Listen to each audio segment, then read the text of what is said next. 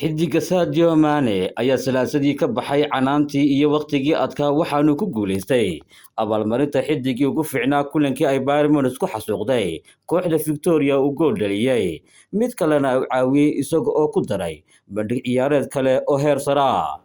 Laacibkan ayaa tan iyo markii uu Bayern Munich u wareegay xagaagii ku dhibaatoonayay garoomada isla markaana ay hoos u dhacday saameyntiisa iyo goolashiisuba ayaa dib boodhka iskaga jafay isagoo sidoo kale ciyaartii Sabtidii gool u seexay naadigiisa.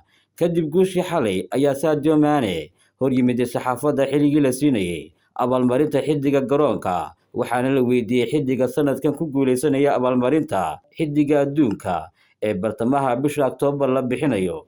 Waxaanu sheegay in aanu sanadkan go'aanku ahayn mid adag. Mane oo Bayern Munich kaga iibsatay Liverpool 35 milyan oo gini ayaa tibaaxay in abaalmarinta Ballon d'Or-ka ee 17 Oktoobar lagu bixinayo magaalada Paris inuu u qalmo oo uu ku guuleysan doono xiddiga Real Madrid ee Karim Benzema. Waxaanu yidhi, haddii aan si daacad u hadlo, waxay la tahay in Karim u qalmo sanadkan.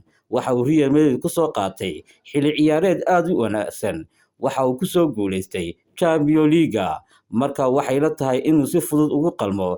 Aniguna waan ku faraxsanahay isaga. Mane oo isaga lafahantiisu ku jira 3 ciyaartay ee musharaxiinta u abaalmarintan ayaa intaa ku daray, waan ogahay in aan anigu ku guuleystay koobkii Afrika. Farxad ayay ii tahay in aniga iyo dalkayga oo dhani aad ayaan ugu faraxsanahay in markii ugu horeysay dalkayga kula guuleysto koobka qaramada Afrika.